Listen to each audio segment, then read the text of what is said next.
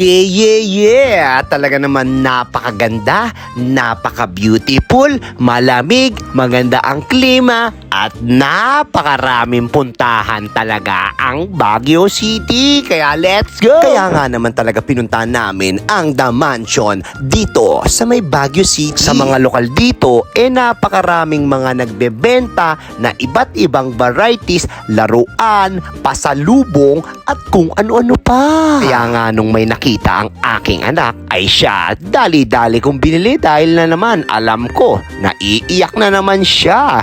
Ang The Mansion nga ay malolocate mo sa Romulo Drive sa bandang kanan ng The Right Park. Dito nga sa may tapat ng The Mansion ay siya merong napakaganda, napakasulit na picture-taking, picturean place na talaga namang sobrang masusulit ng inyong pamilya. At hindi nga magpapakabog si Piolo and si Sister. Talaga namang parang lovers in Paris. Ang sweet-sweet no? Akala mo talagang hindi. Nag-aaway. Yeah! O diba?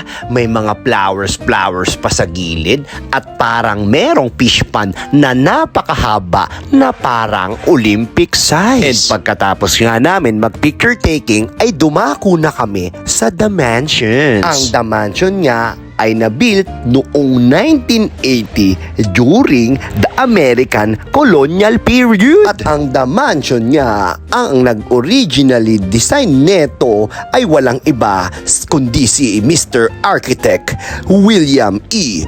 Parsons. Ang The Mansion nga ay ginawa nilang summer headquarters ng mga American Governors General para umiska po sa napakainit na Maynila. Isipin mo yon, ginawa pa nila talagang parang bakasyunan itong napakagandang The Mansion na ito. Ay siya, nagamit nga tayo ng Amerikano. Nang dumating ang giyera, ang The Mansion ay nasira nga at sobrang na-damage noong World War II. And it was rebuilt or ginawa ito noong 1947. At pagkatapos ng gawing ito, ay ginawa na itong isang museum ng mga Pilipino. Sa loob nga ng The Mansion ay merong mga priceless artifacts, memorabilia, and historic insights regarding past Philippines leaders. Dito nga sa The Mansion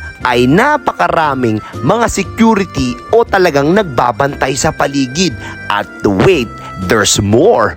Ay siya talaga namang napakababait ng mga pulis dito, ng mga gwardya, ng mga bantay, at ng mga punong kay sarap titigan, sarap pagmasdan. Ay siya, mapapa-thank you Lord ka talaga pag nakita mo ang ganda ng The Mansion. Nakakatuwa lang isipin na tayong mga Pilipino ay lumaban sa mga dayuhan at nanalo tayo dahil isa ang The Mansion sa ebidensya ng mga Pilipino na nagtagumpay tayo at hindi tayo nasakop ng kung sino man. Ay siya, sadyang wari ko nga naman talagang sobrang nag-enjoy kami ng pamilya ko at ng anak ko. Dito naman. Teka lang. Diyan ka naman. Panahin mo. Nahin mo. Baliktad naman eh. Balik. Paano ko makatama niyan? Upo. So, Badyaw. Badyaw. Hura.